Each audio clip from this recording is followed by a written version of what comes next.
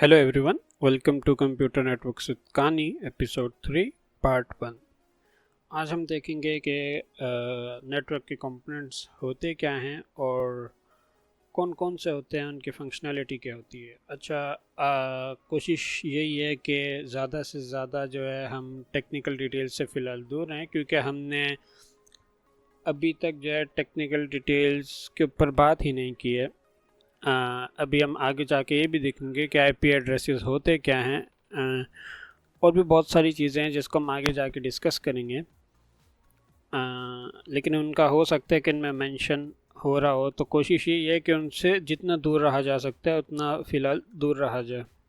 अच्छा, 2 पार्ट में एपिसोड 3 को डिवाइड करने का रीज़न अभी आप देख ही लेंगे, आपके सामने वैसे दिख ही रहा है, लेकिन जब मैं समझाऊंगा तो आप देख ही लेंगे कि क्यों 2 एपिसोड्स में 2 पार्ट्स में डिवाइड किया गया है नेटवर्क के कंपोनेंट्स को। पहले देख लेते हैं कि नेटवर्क के कंपोनेंट्स होते क्या हैं। नेटवर्क के जो कंपोनेंट्स होते हैं वो कोई भी हार्डवेयर हो सकता है, कोई भी सॉफ्टवेयर हो सकता है जो कि कम्युनिकेशन को अनेबल कर रहा हो, या तो फिर डेटा कोई एक्सचेंज करवा रहा हो, या 2 कंप्यूटर्स को आपस में कनेक्ट कर रहा हो। मतलब जब भी कोई ना कोई कंप्यूटर नेटवर्क बिल्ड होगा तो उसमें कोई ना कोई हार्डवेयर इन्वॉल्वमेंट होगी, उसके अलावा सॉफ्टवेयर इन्वॉल्वमेंट भी होगी। और जो हार्डवेयर और सॉफ्टवेयर कम्युनिकेशन को अनेबल कर रहे होंगे वो सब नेटवर्क कंपोनेंट्स के अंदर हम क्लासिफाई करते हैं। जो बेसिक कंपोनेंट्स की टाइप्स होती हैं वो 2 टाइप्स होती हैं। एक होती है कोर नेटवर्क कंपोनेंट्स, दूसरे होते हैं कनेक्टिविटी एंड सिक्योरिटी कंपोनेंट्स। ऐसा नहीं कि इनके अलावा टाइप्स नहीं होती, इनके अलावा भी होती हैं। फॉर एग्जांपल्स सपोर्टिंग कंपोनेंट या सिक्योरिटी इनहेंस कंपोनेंट, लेकिन उन पे जो है उनकी हमें ऐसी नीड ही नहीं होती कि बेसिक कम्युनिकेशन के लिए, तो हम उन पे अभी नहीं जाएंगे। अभी हम क्योंकि हम बेसिक ऑपरेशंस की बात कर रहे हैं तो हम सिर्फ बेसिक कंपोनेंट्स के ऊपर ही बात रखेंगे। पार्ट 1 जो कि ये पार्ट है, इसमें हम बात करेंगे कोर नेटवर्क कंपोनेंट्स के ऊपर, जैसे कि राउटर्स हो गए, स्विचेस हो गए, होस्ट हो गए या एक्सेस पॉइंट हो गए। इसके बाद जो नेक्स्ट एपिसोड या नेक्स्ट पार्ट होगा, एपिसोड 3 का पार्ट 2, उसमें हम बात करेंगे कनेक्टिविटी एंड सिक्योरिटी कंपोनेंट्स के बारे में, जिसमें transmission medium, modems, firewalls, network cables और सर्वर्स आते हैं। इसके अलावा सपोर्टिंग कंपोनेंट जो हो गया, उसमें आप कह सकते हो लोड बैलेंसर आ गया, या तो फिर सिक्योरिटी इन्हेंसर में वीपीएन वगैरह आ गए। ऑलराइट, सो हम कंटिन्यू करते हैं।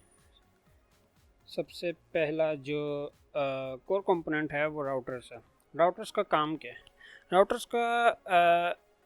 राउटर्स मल्टीपल काम ऐसे संभालते हैं, लेकिन अगर मेन काम राउटर का देखा जाए तो ये है कि वो 2 डिफरेंट नेटवर्क्स को आपस में मिला देता है।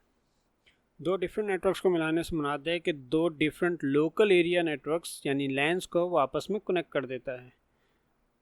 अब लैन भी हो सकते हैं, वैन भी हो सकते हैं, लेकिन most of the times lens को कनेक्ट करता है आपस में।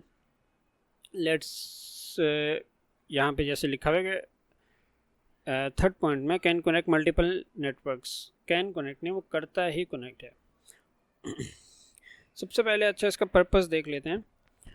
Routers connect different networks together and send data between them. Routers different networks को आपस में कनेक्ट करता है और उनके दरमियान में डेटा भेजता है। राउटर्स जो हैं ट्रैफिक कंट्रोलर्स की तरह काम करते हैं। जो भी बेस्ट वे होता है डेटा को ट्रैवल करने का, वो राउटर्स डिसाइड करते हैं कि बेस्ट वे जो है डेटा के ट्रैवल करने का वो XYZ पाथ है, तो इधर से डेटा गुजरेगा। वो सारी डिसीजन मेकिंग कौन करता है?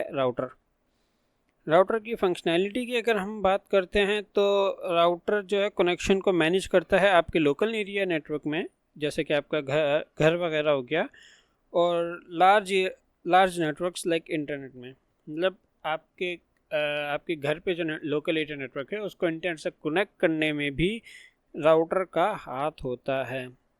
अच्छा, हम राउटर को एक डायरेक्टर ऑफ नेटवर्क ट्रैफिक की तरह भी सोच सकते हैं, जो कि मेक श्योर करता है कि डेटा जहां आप भेज रहे हैं, जो भी डेटा की डेस्टिनेशन है वहाँ डेटा जा भी रहा है या नहीं और सही जगह भी जा रहा है या नहीं। अब वो चेक कैसे करता है? आईपी एड्रेस के थ्रू।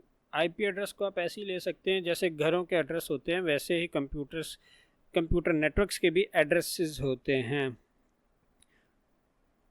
अच्छा, राउटर सिर्फ जो है आपकी डिवाइसेस को इंटरनेट से ही कनेक्ट नहीं करते बल्कि सेपरेट नेटवर्क्स को भी कनेक्ट करते हैं, जैसा कि पहले बात की थी मैंने। जैसे लोकल एरिया नेटवर्क को जब इंटरनेट से कनेक्ट कर रहे हैं या दो डिफरेंट ऑफिसेस को आपस में कनेक्ट कर रहे हैं तो वो भी राउटर काम करता है। जैसे हमने एपिसोड 2 में भी इसके ऊपर बात की थी कि मैन जो होता है उसमें मल्टीपल लैन जो हैं आप कनेक्ट कर सकते हैं। अगर आपके ऑफिसेस बहुत दूर हैं तो वो सब आप राउटर्स के थ्रू कर सकते हैं।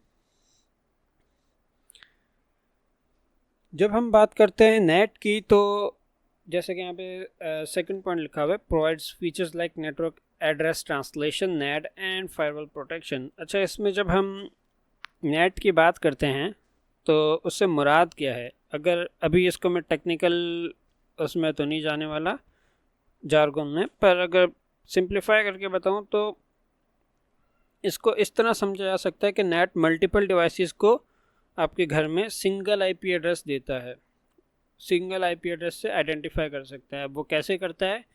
लेट्स से आपकी जो राउटर है उससे मल्टीपल डिवाइसेस कनेक्टेड हैं, सबके आईपी एड्रेस डिफरेंट होंगे, लेकिन जब भी आपकी कोई भी डिवाइस इंटरनेट से कनेक्ट होगी, किसी वेबसाइट पे रिक्वेस्ट भेजेगी या वेबसाइट लोड करेगी, तो उसको आपके राउटर का जो है पब्लिक आईपी जाएगा, मतलब उसको जो एड्रेस जाएगा वो आपके राउटर का जाएगा बजाय कि आपके किसी भी डिवाइस का जाने का। वो वेबसाइट जो है डेटा आपके राउटर पे भेजेगी और आपका राउटर डिसाइड करेगा कि ये डेटा किसने मंगाया था और कहाँ पे भेजना है। तो वो काम हम उस काम को नेट कहते हैं, नेटवर्क एड्रेस ट्रांसलेशन। अगर वैसे फायरवॉल प्रोटेक्शन की भी बात करने की ज़रूरत तो नहीं है, लेकिन आप इसको इस तरह कह सकते हैं कि आपका राउटर जो है वो अनवांटेड ट्रैफिक को भी ब्लॉक कर देता है। फॉर एग्जांपल कोई भी आपने बोला हो, फॉर एग्जांपल लेट्स से आप अपने नेटवर्क पे youtube.com ब्लॉक कर देते हो, तो जो आपका नेटवर्क होगा वो जो भी यूट्यूब से रिक्वेस्ट आएगी या जो भी आपके नेटवर्क से डिवाइस कोई भी यूट्यूब पे रिक्वेस्ट भेजेगी तो आपका नेटवर्क उसको आइडेंटिफाई करके ब्लॉक कर देगा, तो वो फायरवॉल प्रोटेक्शन के अंडर आती है। ये बेसिक डिम डाउन करके बताया मैंने, लेकिन अगर फायरवॉल पे आप सिर्फ फायरवॉल पे बात करेंगे तो बहुत डिटेल में बात की जा सकती है। इसकी एग्जांपल हम ले लेते हैं, आपके होम का सेटअप हो गया, आपका राउटर जो है आपके फ़ोन, लैपटॉप, टीवी सबको इंटरनेट से कनेक्ट कर रहा है। ऑलराइट, हम नेक्स्ट पे चलते हैं। अब नेक्स्ट जो है वो है स्विचेस। अच्छा, स्विचेस का काम होता है, जो मेन पर्पस होता है कि वो एक ही नेटवर्क में मल्टीपल डिवाइसेस को कनेक्ट करती है और वो लैन की तरह काम करता है, जिसमें वो आईपी एड्रेस के बजाय मैक एड्रेसेस का यूज़ करता है। मैक एड्रेसेस क्या होते हैं? मैक एड्रेसेस हर डिवाइस का वर्ल्ड वाइड ग्लोबली जितनी भी डिवाइसेस हैं, हर डिवाइस का जो है मैक एड्रेस डिफरेंट होगा, वो कभी भी सेम नहीं हो सकता। हाँ, कुछ पैच वगैरह करके आप चेंज कर सकते हो, बट हर डिवाइस का जो बाय स्टैंडर्ड है वो डिफरेंट होता है मैक एड्रेस। अच्छा, यहाँ पे लिखा हुआ है कि ये second layer of OSI model पे काम करता है स्विच, जो कि डेटा लिंक लेयर है। अच्छा, OSI मॉडल को हम आगे देखेंगे, इसमें 7 लेयर्स होती हैं। अभी ऐसे ही समझ लो कि अभी के लिए इस पार्ट को इग्नोर कर दो, हम OSI मॉडल को आगे फुल डिटेल में देखेंगे, एक डेडिकेटेड एपिसोड रखेंगे जिसमें सिर्फ हम OSI मॉडल पे बात कर रहे होंगे। स्विच जो है एक सेंट्रल पॉइंट की तरह काम करता है, जो भी आपकी डिवाइस उससे कनेक्ट होती हैं वो आपस में इंफॉर्मेशन शेयर कर सकती हैं नेटवर्क के दूसरे पार्ट्स को डिस्टर्ब किए बिना। बेसिकली स्विच को भी आप ट्रैफिक कंट्रोलर की तरह उठा सकते हैं जैसे राउटर होता है, बट लोकल नेटवर्क के लिए। स्विच को मालूम होता है कि कौन सी डिवाइस को डेटा भेजना है और कहाँ से भेजना है, मतलब अननेसेसरी जो स्टेप्स होते हैं उसको अवॉइड करता है। अच्छा, जो ये बात लिखी हुई थी ना OSM मॉडल वाली, इसमें एक इम्पॉर्टेंट बात बताना मैं भूल गया कि इसकी वजह से, क्योंकि स्विच जो है मैक एड्रेसेस का यूज़ करता है, इसीलिए जो है वो डेटा लिंक लेयर का यूज़ करता है। लेकिन अभी के लिए ज़्यादा डिटेल में हमें इसमें जाने की ज़रूरत नहीं है, लेकिन आप इतना समझ लें कि ये डेटा कोलिजन से बचने के लिए सारा काम होता है। डेटा कोलिजन से मुराद है जैसे एक ही रोड पे अगर दो गाड़ियाँ जा रही हों ऑपोजिट डायरेक्शन में और फिर बीच में वो क्रैश कर जाए तो वो कोलिजन ही हो गया ना। उसी तरह डेटा का भी कोलिजन होता है। अभी ये इसी तरह समझ लें कि डेटा कोलिजन को अवॉइड करने के लिए और डेटा का फ़्लो स्मूथ रखने के लिए नेटवर्क में स्विचेस का यूज़ होता है। और इसकी एग्जांपल ले सकते हैं आप, एक ऑफिस का नेटवर्क या आपकी स्कूल की लैब हो गई, या ऑफिस में जैसे हमने एपिसोड 2 में मल्टीपल प्रिंटर्स की एग्जांपल ली थी, वो भी आप एक स्विच के साथ कनेक्ट कर सकते हैं। अच्छा, इसमें जो तीसरा पॉइंट लिखा हुआ है supports VLAN virtual local area networks. VLANs क्या होते हैं? VLANs basically local area networks ही होते हैं। अब इसमें डिफरेंस ये आ जाता है कि आप एक ही लोकल एरिया नेटवर्क पे मल्टीपल जो हैं वर्चुअल नेटवर्क्स बना देते हैं। फॉर एग्जांपल, आप स्विच को कहते हैं कि यार ये डिवाइस 1, डिवाइस 2, डिवाइस 3 जो है ये एक नेटवर्क है, डिवाइस 4, डिवाइस 5, डिवाइस 6 जो है ये आप सेपरेट नेटवर्क में रखें। अब इससे क्या होगा कि जो शुरू की 3 डिवाइसेस थी 1, 2, 3, वो आपस में तो कांटेक्ट कर सकती हैं पर 4, 5, 6 से कांटेक्ट नहीं कर पाएंगी, और वाइस वर्सा होता है ये।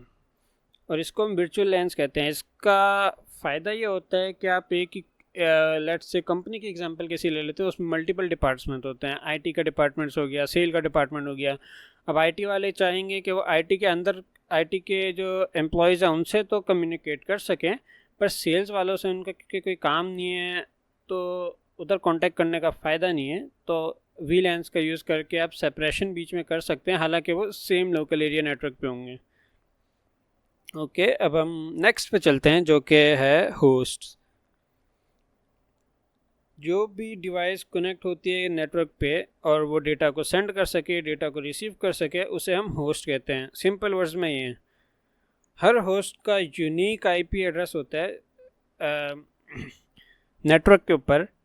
बेशक कि जब भी वो रिक्वेस्ट भेजेगा किसी को आउट ऑफ द नेटवर्क तो आपके राउटर का एड्रेस जाएगा, बट फिर भी जो नेटवर्क के अंदर है उसका यूनिक एड्रेस होगा। जैसे कि अगर आप अपने राउटर्स की कभी सेटिंग्स में गए हों तो आपने देखा होगा कि वहाँ पे हर डिवाइस को सेपरेशन की भी होती है। जैसे आपका राउटर का एड्रेस है 192.168.0.1, तो ये आपकी एक डिवाइस का एड्रेस हो गया, और उसके बाद 192.168.0.2 ये आपकी दूसरी डिवाइस का एड्रेस हो गया। इस तरह बहुत सारी अब डिवाइस की जितनी भी आप राउटर के साथ कनेक्ट करते हैं या स्विच के साथ कनेक्ट करते हैं, तो उन सब की जो IP एड्रेस होगी वो डिफरेंट होगी ताकि उसको आइडेंटिफाई किया जा सके। पर उसी लोकल नेटवर्क पे आउट ऑफ द नेटवर्क जो है वो आपके राउटर का IP एड्रेस जाता है। सॉरी होस्ट या तो डेटा को रिक्वेस्ट करता है, जैसे कि वेबसाइट को लोड करना, या डेटा को प्रोवाइड करता है, जैसा कि डेटा कोई भी डॉक्यूमेंट शेयर करना। आपका लैपटॉप हो गया या फ़ोन हो गया, जब भी आप ब्राउज़ कर रहे होते हैं इंटरनेट को, तो वो एक होस्ट की तरह एक्ट करता है। अब हम होस्ट पे इतना बात तो नहीं कर सकते, तो अब हम आगे आ जाते हैं एक्सेस पॉइंट पे। एक्सेस पॉइंट इम्पोर्टेंट है। Access point allows wireless devices to connect to a wired network using Wi-Fi। अच्छा, एक्सेस पॉइंट जो है वो यूजुअली राउटर के साथ ही हुए हुए आते हैं, मतलब राउटर के साथ ही अटैच हुए हुए आते हैं। इससे होता ये है कि आपका जो लेट्स से फ़ोन है वो किसी भी नेटवर्क के साथ कम्युनिकेट कर सकता है वायरलेसली, बिना के बजाय कि इसको आपको उसके साथ कोई भी तार कनेक्ट करनी पड़े। लेट्स से आपके पास एक डेस्कटॉप है, उसमें आप ईथरनेट केबल लगा देते हैं या लेट्स से फाइबर केबल लगा देते हैं, फाइबर ऑप्टिक केबल, पर आपको वो डायरेक्ट जो है अपने राउटर के साथ कनेक्ट करना पड़ेगा नेटवर्क पे उसे लाने के लिए। बट अगर आप एक नेटवर्क कार्ड लगा देते हैं उस पर, नेटवर्क कार्ड जो एक्सेस पॉइंट के साथ आता है, अगर आप वो लगा देते हैं तो आपको तार लगाने की ज़रूरत नहीं है, वो तार के बिना भी नेटवर्क यूज़ कर पाएगा। और लैपटॉप्स या आपके फ़ोन जो हैं यूजुअली आपके राउटर पे जो एक्सेस पॉइंट्स होते हैं उन्हीं का यूज़ करते हैं, जिसकी वजह से वो राउटर की रेंज के अंदर कहीं भी नेटवर्क को एक्सेस कर सकते हैं।